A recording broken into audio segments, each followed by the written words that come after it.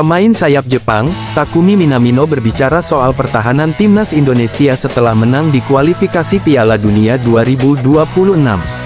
Jepang mengalahkan timnas Indonesia dengan skor 4-0 di Stadion Utama Gelora Bung Karno, Senayan, Jakarta, pada Jumat tanggal 15 November tahun 2024. Tim besutan Hajime Moriyasu itu unggul setelah bek timnas Indonesia Justin Hubner mencetak gol bunuh diri pada menit ke-35. Setelah itu, 5 menit berselang Takumi Minamino mencetak gol kedua Jepang. Pada babak kedua, Jepang mencetak 2 gol lewat Hidemasa Morita, 49, dan Yukinari Sugawara, 69. Takumi Minamino menilai dirinya tak memiliki banyak kesempatan, jadi ia tak menyiakan peluang. Saya tidak punya banyak peluang untuk menendang, jadi saya pikir saya akan mengayunkannya saat saya punya kesempatan, kata Takumi Minamino, dikutip dari Sponichi. Mitoma Kaoru memberi saya bola di saat yang tepat, jadi saya melepaskan tendangan sekuat tenaga, dan saya senang bola itu masuk, ujarnya. Pemain AS Monaco itu menilai permainan bertahan timnas Indonesia cukup kuat.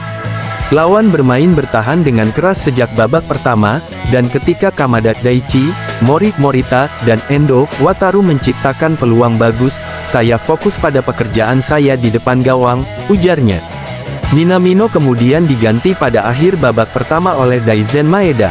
Selanjutnya, Jepang akan bertandang ke markas China pada tanggal 19 November tahun 2024. Beberapa hal berjalan dengan baik, tetapi ada juga beberapa hal yang perlu ditingkatkan untuk pertandingan berikutnya.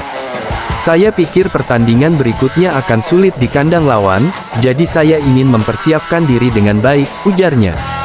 Jepang saat ini kokoh di puncak klasemen grup C dengan 13 poin. Timnas Indonesia di posisi juru kunci dengan 3 poin. Timnas Indonesia siap mengalami lonjakan poin jika meraih 3 poin atas Jepang di ajang kualifikasi Piala Dunia 2026 zona Asia. Timnas Indonesia bersua Jepang di Stadion Utama Gelora Bung Karno, Jakarta, Jumat tanggal 15 November tahun 2024 malam WIB. Jepang jelas jadi lawan terkuat timnas Indonesia di grup C. Tim Samurai Biru jadi negara dengan peringkat tertinggi di FIFA Ranking. Jepang berada di urutan ke-15. Selain itu, tim Samurai Biru juga perkasa di puncak klasemen grup C dengan catatan 10 poin dari 4 laga. Tim asuhan Hajime Moriyasu belum tersentuh kekalahan dan baru kebobolan 1 gol. Jepang hanya tersentuh sekali imbang saat ditahan Australia dengan skor 1-1. Di atas kertas, skuad asuhan Shin Tae-yong bakal kesulitan lawan Jepang, namun, tampil di hadapan 70.000 supporter juga jadi motivasi terbesar skuad timnas Indonesia untuk meraih hasil maksimal. Skuad Garuda punya motivasi besar lainnya jika bisa menang. Timnas Indonesia tentu akan mendapatkan poin signifikan di peringkat FIFA jika menang atas Jepang. Menurut perkiraan laman Football Ranking, tim Merah Putih bisa meraih 22,07 poin. Syaratnya, Timnas Indonesia harus menang lawan Jepang.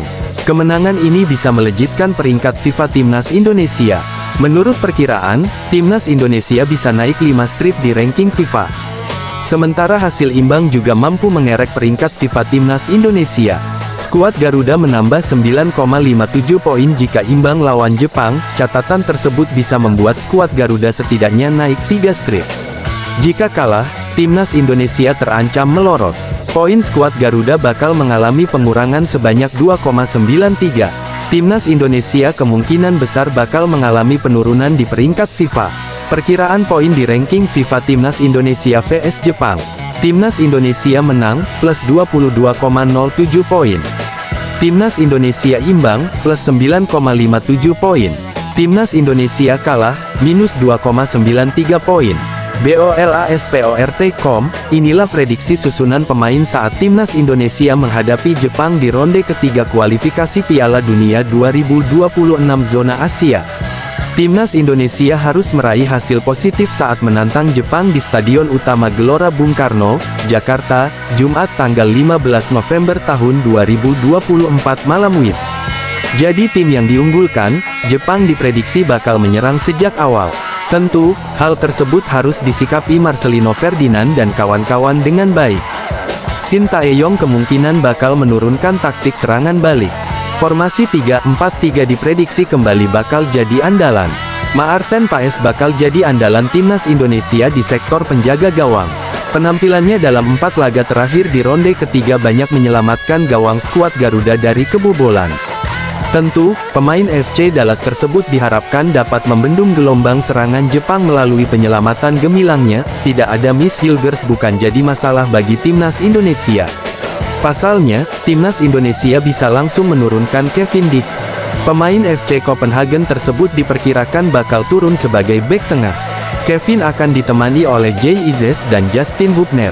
Justin Hubner juga baru saja kembali ke skuad timnas Indonesia usai pulih dari cedera. Sementara Jay Ises bakal memimpin skuad timnas Indonesia saat hadapi Jepang.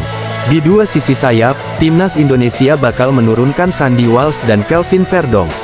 Keduanya dapat membendung agresivitas Jepang dari sayap yang diinisiasi oleh Ritsu Doan dan Kaoru Mitoma.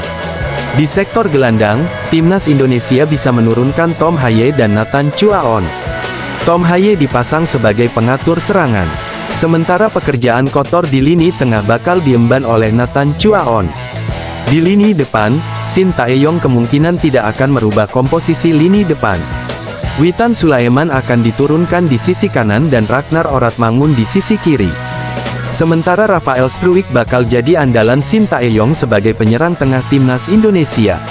Prediksi susunan pemain timnas Indonesia: Maarten Paes PG, Sandy Walsh, Kevin Dix, Jay Ises, Justin Hubner, Kelvin Verdong, Tom Haye, Nathan Chuaon, Witan Sulaiman, Rafael Struijk, Ragnar Oratmangun.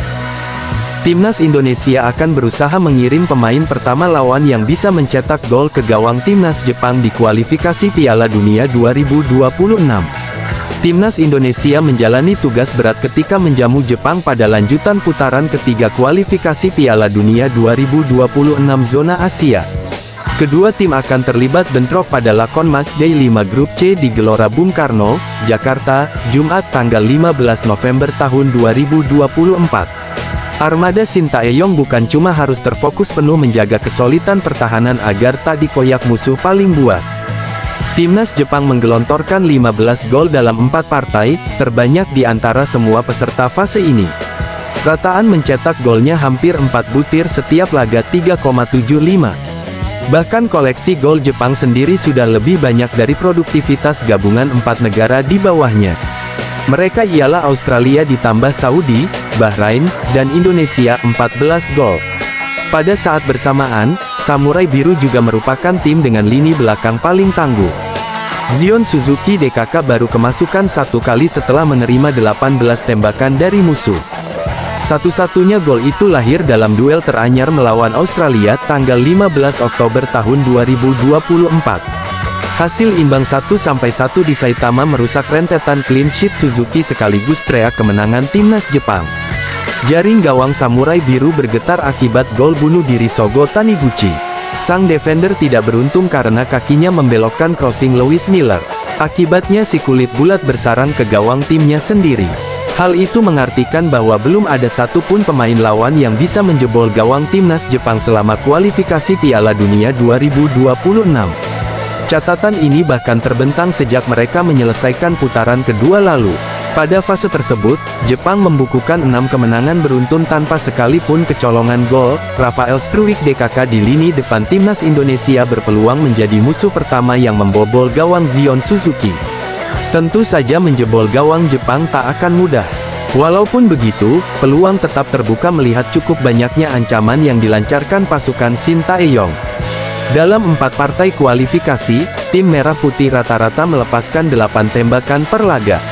Efisiensi bakal jadi kunci membuka kesempatan ini.